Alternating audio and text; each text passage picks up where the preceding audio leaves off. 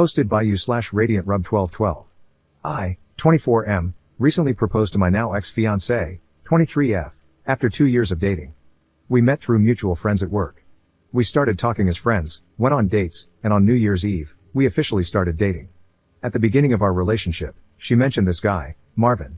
According to her, Marvin has always had a crush on her, and during the first few months of our relationship, he texted her several times, asking her to leave me and give him a chance. We used to talk about how pathetic this guy was and how she despised him for suggesting she would leave me for him. I must clarify, I'm nothing special, I'm a short, Asian, nerdy guy. Time went by, and after 2 years of dating, I decided to propose to her. So, on New Year's Eve, I gave her the ring, and she said yes in front of her whole family.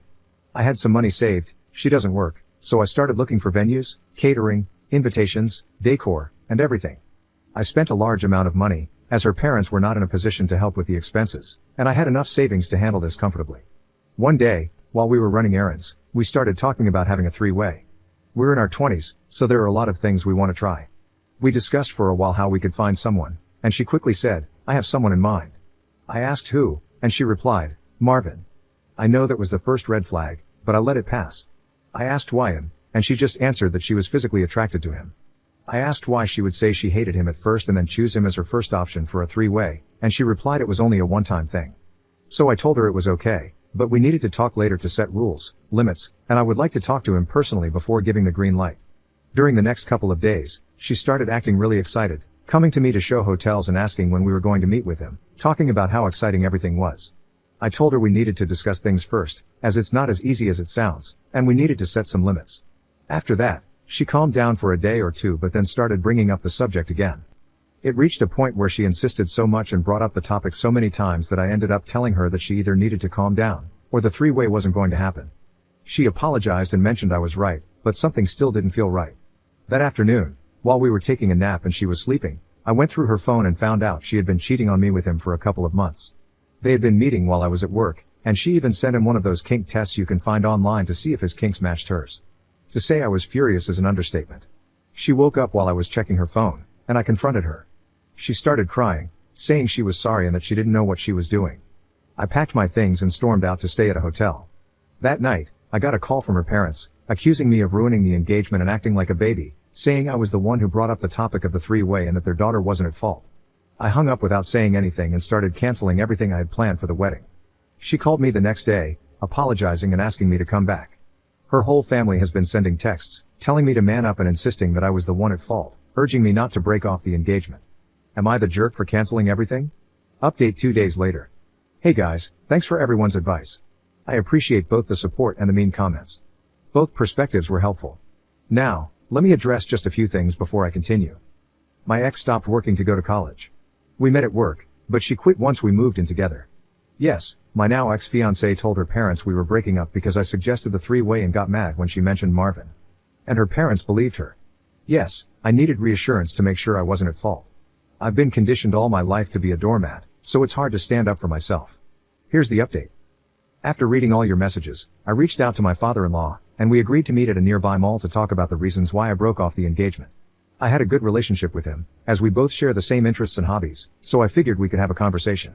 We met, and even though he seemed mad, he agreed to listen. I took screenshots of the conversations my ex-fiancé had with Marvin and showed them to him. After looking at everything, he told me that my ex had given them a completely different story. According to him, my ex went to them crying, saying I was breaking the engagement because I wanted to have a three-way, and when she picked Marvin as the third, I snapped at her. He also mentioned that Marvin has been coming by to check on my ex, as she has been staying with them since we broke up. We went to my apartment and packed all of her belongings to move her out. The ring was at the apartment as well, so I kept it. We're on our way to drop everything off with her right now. I'll keep you guys updated. Second update 10 days later. Hey guys, I'm back. I know y'all have been waiting for this update. I had to create a new account because I got shadow banned on the other one. I apologize for the delay. So after picking up my ex's belongings, my father-in-law and I drove to his house. The ride there was awkward, to say the least. When we got there, we walked in, and guess who was there? Exactly, effing Marvin. They were all in the living room. My ex looked like she'd been crying for a while, Marvin was hugging her, and my mother-in-law was sitting next to her with a box of tissues. My mother-in-law saw me enter and immediately asked my father-in-law what I was doing there. He responded, we all need to talk about the situation, and he came to clarify some things.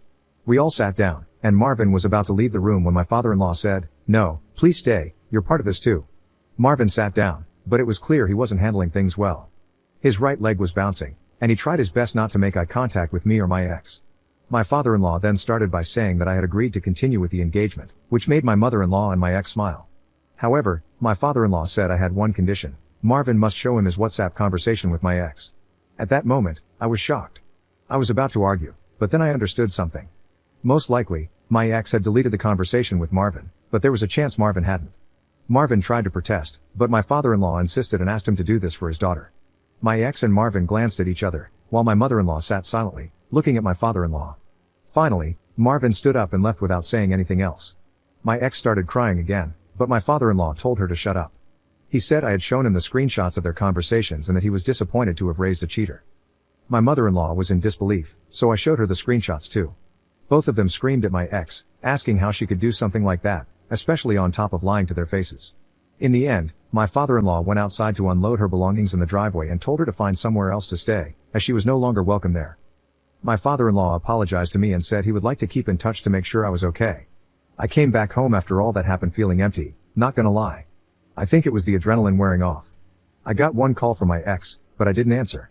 I blocked her number and spoke with security at my building to make sure she's trespassed if she comes by.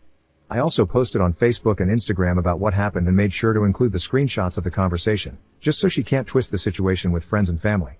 I'll be getting most of my money back after canceling the venue, catering, and other arrangements, so I'm planning to move to another state.